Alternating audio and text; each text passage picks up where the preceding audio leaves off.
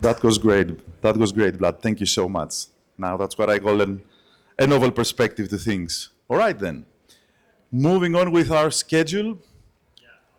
You can do that for me, yep. And now, what we have is a panel, a panel discussion moderated by Javier Casares. Javier, come on stage. And maybe you can introduce the guests? Yeah. Or do you want me to help? Let's see if this still works. All right. You know them. I know them. Well, they are the three speakers that we just had. Surprise, surprise. All right then, let me help them with the mics and we can start. Okay, go. You have a micro, you can see it. Yes, let's make sure the mics are also working. Hello. Greetings. Open the mic. Can you check that, please? Hello. Hello. Hello. Hello. Hello. Hello. Okay, so everything working? Yeah? Okay, so I'm Javier Casares. I'm a former hosting team rep in the WordPress community. As you know, I was banned for asking questions, so I'm back again. So I have a lot of questions I've had for some time, but if anybody has some questions for the panelists, yeah, okay, yeah, the experience.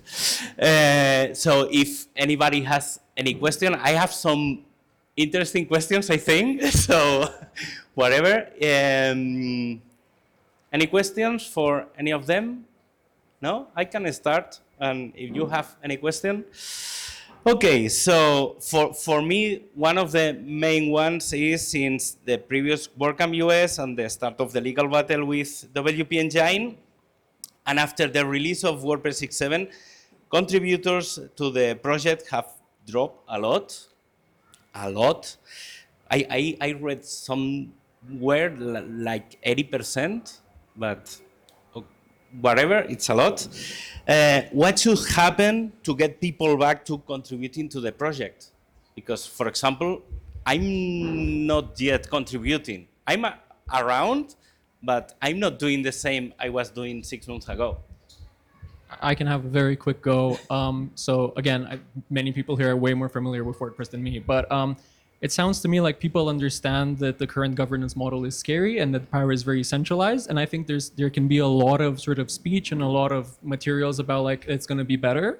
And I think that's great. But I think that probably there has to be some very concrete, very specific change with a new detailed governance model that, you know, shares power. Otherwise, I think people will see, hey, I've been tricked by this in the past and it can happen again, right? So there needs to be, I think, some kind of very clear plan for governance. And actually, I know people in the Fight for the Future channel are working on proposing something like that. And so I think that that's the way to go, and that's amazing. And I encourage everyone to join because, again, it shouldn't be like one or two people deciding. It should be the community getting together. Anyone more? I have more questions. I have an outsider view to that but I'm not sure if I can tell. So how is the release process organized of WordPress?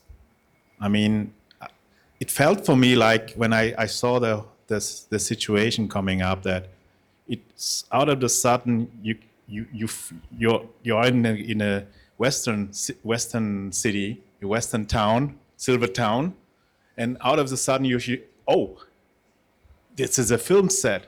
It's not actually a real western town. So for me, also reading all the announcements, and it felt really like a sign of the time, right? With the bigger things happening in the world. So it was like kind of, please pinch me. Do we have this problem in the Typo 3 community that people feel like they're contributing to something, but actually that out of the sudden there's a big trench or something that is built up. So for me, I was like dreaming. I was like saying, this must be like kind of a bad dream happening. What is going on? Are those people waking up to something that was not their world, and where they're living in kind of a like a bubble, like the other movie, you know, this guy that wakes up every morning and finds out and says has this life, and then he finds out that there's actually a film set. It's all fake. Yeah, I don't know the name. It's with the what? And what was the? Okay, the Truman Show. But his name was not Matt, right? Okay. All right. So, just to give you the answer. So, I think that a project is all about how fast can someone contribute to it, and how good at the end is the governance of that. So how can people contribute? Is there a known consensus on how decisions are taken? And at the end, with Typo 3, we have one guy who's able to press the button to do the release, but there's 5 others that also know how to do it. So there's not, so that is my answer. Can I ask Olivier a very quick question? I'm curious, has the whole WordPress stuff that's been going on made you think, whoa, like, are we doing everything well in Typo 3? Like, do I want to Yes. double check everything? Yes, And like, sure. are there any changes that we need to make it more transparent and to make sure that nothing happens? Behind the very first feeling that you have this awkward feeling of like, oh, what's going on in there? You have always a sincere feeling of, okay, are we really not having the risk of creating such a same situation, because maybe there's some people having special rights. So this is what made us think a little bit. So as I said, we're discussing certain things. I have looked into the Apache Software Foundation's way of doing things. They're doing some things very well because all the projects have the same governance level. That's from the practical side. I don't know if they're good at executing on that, but it felt to me that it's good to have in a world where you have multiple teams to have at least one common pattern of taking decisions. How are decisions made? And I love democracy. I love majorities, but I love also more built up being on consensus. So, and this doesn't, because democracy also at the moment, and I studied political science just to tell you. So I love your Habermas. I saw him. So once again, it's all about that. So this is to give you the answer. It made us think, and it has not left anyone cold. And I don't know in which dimensions people live sometimes, but hey, these are real people. They have feelings. You can't do this. It's not the Truman Show. So talking about governance, there are multiple kinds of governance model in the open source projects. Given what has happened with WordPress and from an utopian point of view, what do you think is the best, maybe existing model in this case for WordPress? Yeah, that's a tricky one, eh? Can I say something? I don't think I can answer that, but I can talk a little bit about our experiences at the FCEF. I mean, I think, like was just said by my co-panelists here, that the whole situation made a lot of people think. And of course, at the FCEF, we've had governance history.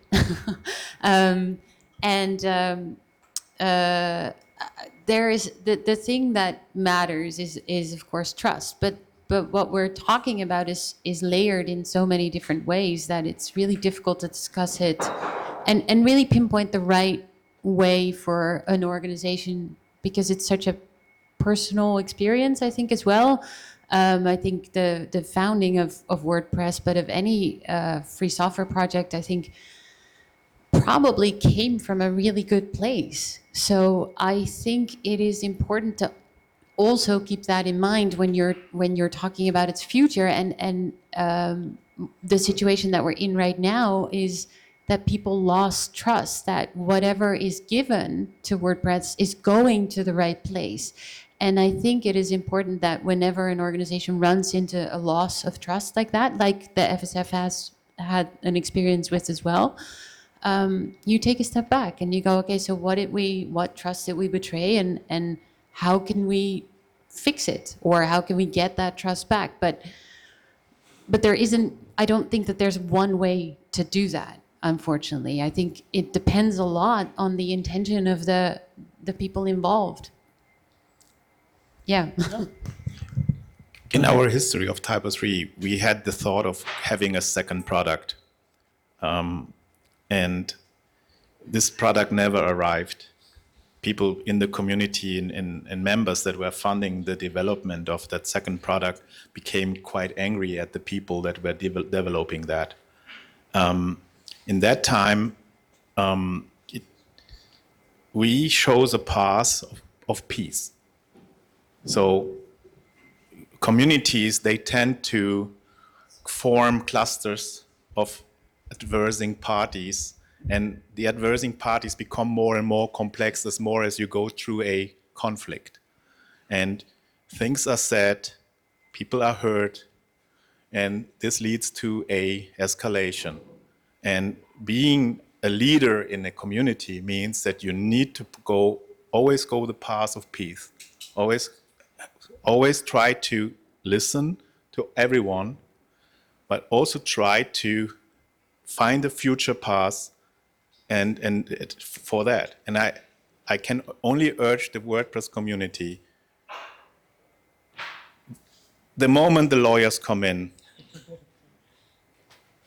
it starts to really get very hot and very smelly, and you don't want to be part of that. That is my experience. What you need to do is actually speak to each other, don't hypocrite it, and say, okay, what do we really want? And find others. And I think this is what is actually happening in the community, is that you're trying to find alternatives to a more peaceful way of doing things. So I'm always joking about the fork, the knife, and the spoon. So maybe think more of a spoon, that, spoons are stable, are put on top of each other. So be a peaceful spoon. It's a good motto. I want to say something about funding there. Actually want to quote something that Chad Whitaker has written about on OpenPath. So, one of the things that Matt has said is, Automatic is contributing so much to the development of WordPress, and wouldn't it be nice to have that spread out? Well, again, I don't know the perfect solution, but I find it really interesting that Drupal, Dries has sort of pioneered like a system with Drupal that it seems to be helpful, and at the very least I respect it a lot that he's been putting a lot of effort into thinking about this, where he's also talked about he has this thing about makers and takers, like balancing. If you're a company that invests both into your commercial products and also into contributing to open source, well then you have you're not investing 100% into your commercial offering, whereas a company that doesn't contribute can invest more and sort of have a competitive advantage. And what the Drupal solution has to do with like tracking contributions, to quite a detailed degree, much more detailed than is currently done on Five for the Future, and then very concrete steps about how to promote the companies that contribute in different ways and so on. And again, I don't know that like solves everything, but I think Dries's work on Drupal is already something that, if it were adopted by WordPress, might already make progress towards solving that funding issue. So it's worth a try, I think. Okay, so more or less 1 year ago, we'll officially, I'm going to to say this in this way, officially we learned that WordPress.org is Matt's website. So I want to ask about license in this way, because when we talk about open source and GPL and this, we only focus on the code. We have a lot of license for content, for different things, but GPL doesn't talk about everything related to the code, because WordPress depends on WordPress.org. So should license include in, I don't know what way, everything related, or what's the solution for that? Because you cannot use WordPress without the website. Technically, you can change everything and do a lot of things, but is there like a license, or what's the solution for this? Not only for WordPress, but for all the projects, because okay, you may have a foundation, an association. The association may have the trademark, the website, but this is not the case for WordPress. So what's the solution in this case? So I don't think that should be included in the software license, which is its own thing. But I do think that you make a great point that we need to, set out sort of not regulations, but like sets of rules that like the community would like to see for that. And so, if you think about it, you might have different kinds of governance go with different kinds of software licenses, right? So I would make it a separate thing that ideally something like that would come out of this Fight for the Future discussion, for example. No, I'm finished. That was it, yeah. No. Tell and if you want. I know you want. Hello, everyone. Thank you for your presentations. My name is Milana Tzap. I'm representative of documentation team for WordPress. And I have a question. Does Typo 3 need documentation? No, just kidding. We do, every day.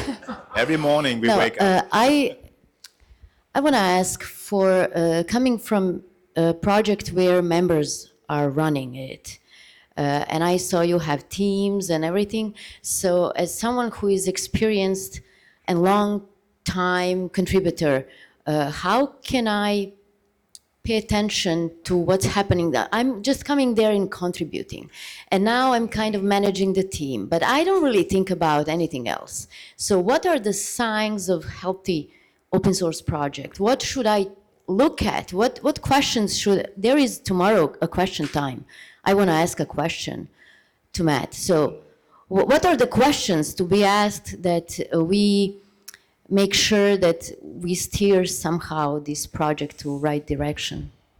That's a tough one. I know. I don't know what is the actually, in politics you would actually come up with some kind of a contract, or if in a society you somehow kind of a contract that is a natural contract coming out, because you're part of the community.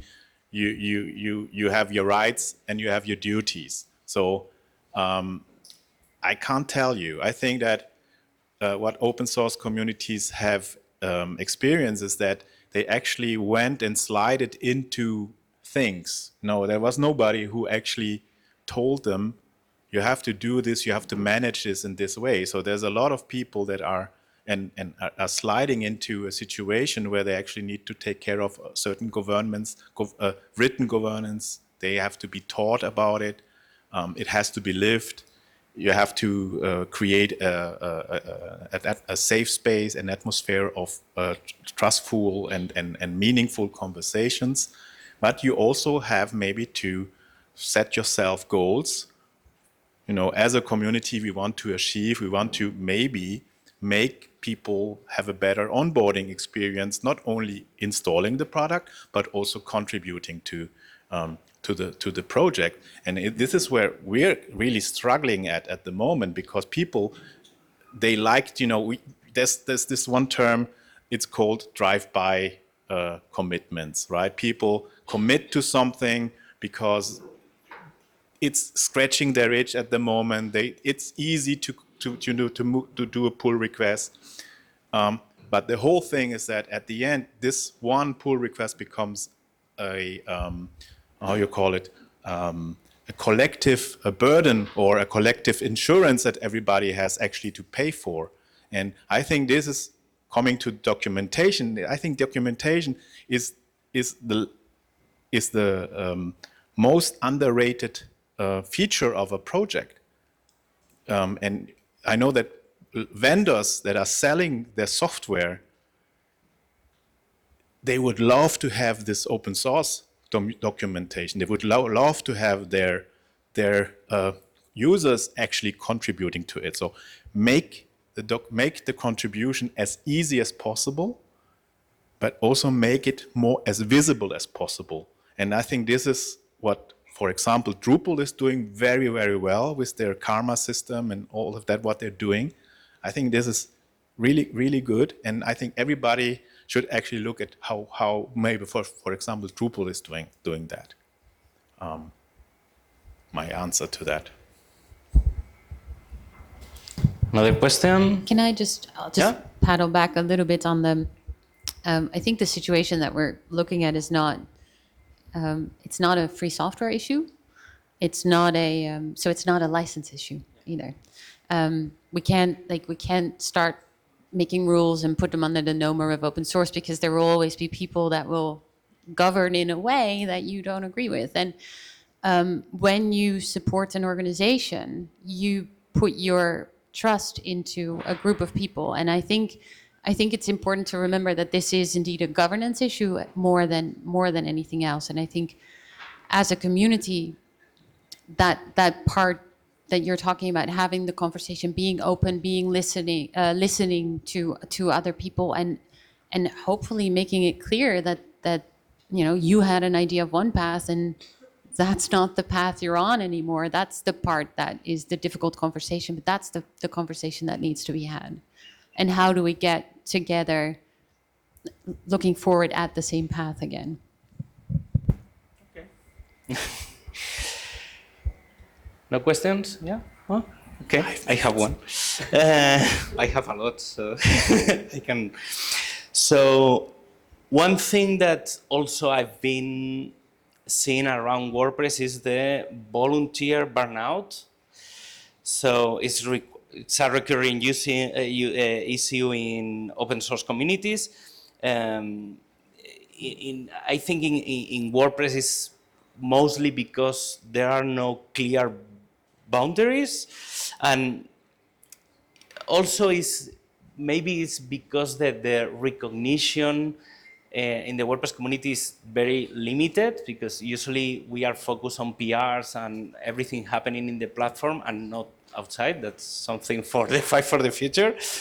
But how software communities address the burnout, and how can we apply that into WordPress in this case? Just a quick thing. I think it's complicated because I think people, it's debated what causes burnout. Like DHH says, oh, well, it's not money, it's recognition that gets people to burn out. That's not my experience personally, but so people disagree on this, which is fine. But at least with the open source pledge, one thing that we're concerned about is, you have people who maintain really critical open source software who burn out because they can't do that work as part of working hours, right? Like they have to do their job and then they do the open source work as part of a second shift. And then they're exhausted, which completely makes sense, right? So in my personal impression, it's hugely a funding thing, right? Like if people can afford to, or if people can be paid to work on the stuff that they're maintaining, in what I've seen, at least the chance of burnout drops. I have a different opinion, or maybe a different view on that. I think that if you look at open source communities, you often find people that are very dedicated to the purpose, right? And they give their talents to the thing, right? And the problem is that, and I was joking with Ryan when I came, and I said to him, remember when we started to code, the addictive feeling that you get, and one of the freedoms is about to do with the software whatever you want. So this is like and then this is really like gives me the goosebumps at the moment, is that it actually using software that it enables you to do that thing that you want to do is it's like a drug. And I think people, and everybody wants to be part of a big thing, everybody of a bigger cause, right?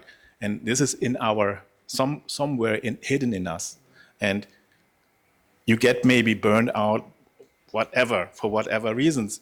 It's a serious psychological condition that has no one single source, and I would not say that it's money that is causing people to burn out or the lack of money. I think it's a whole bag of things, and so to give you, I think it's not easy to answer that question. Therefore, it's the duty of a community to take care of others. There was one guy that organizes CMS Africa, Odur, from Kenya, and we were confined during COVID, and we were not able to do a conference in somewhere. And he organized a conference, and he was part of it. And he said, we in Kenya, we started to care for others. We had to ask them, how are you doing? And this is what I can tell you.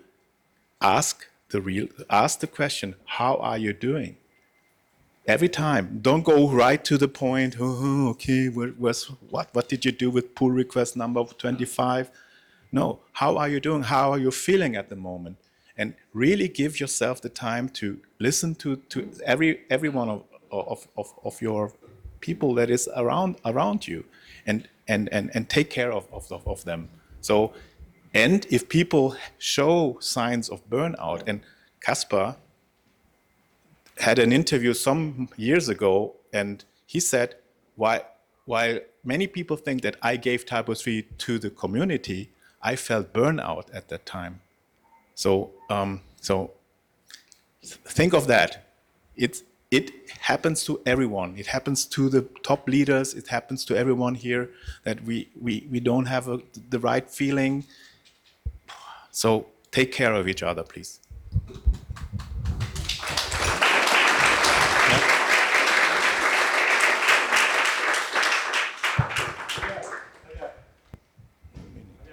Yeah, I know. Yeah. We have long Yeah, minutes in question? Switzerland. Okay. Come here. The trains are punctual, actually.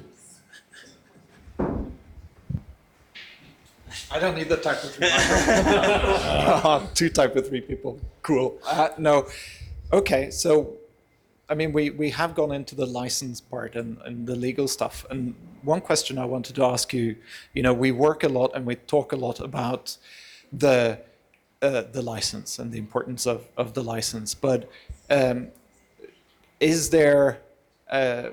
should there be a more formal social contract in open source?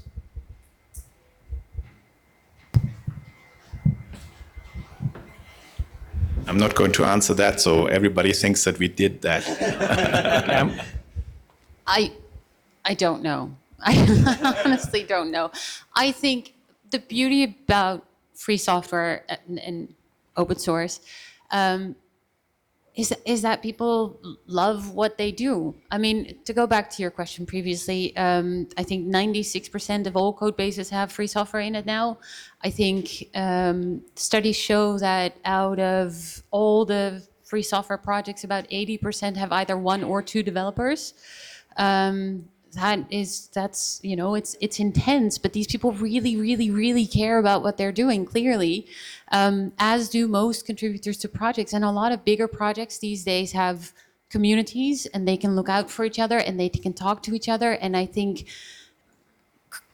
talking about a social contract that encompasses all of free software. Remember, 96% of all code bases, so that's your car, your computer, your television, all of it. I don't think we'll find a social contract that can do all of that. So talk to your community. Start small and talk within your community, within your group. Make agreements that you can follow and that you can live by, and that make you care for each other.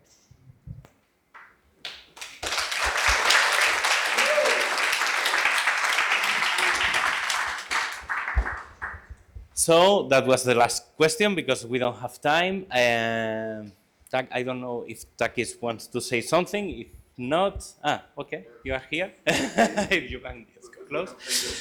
So thank you for being here, for answering the questions, and I think now we have half an hour. We have, who can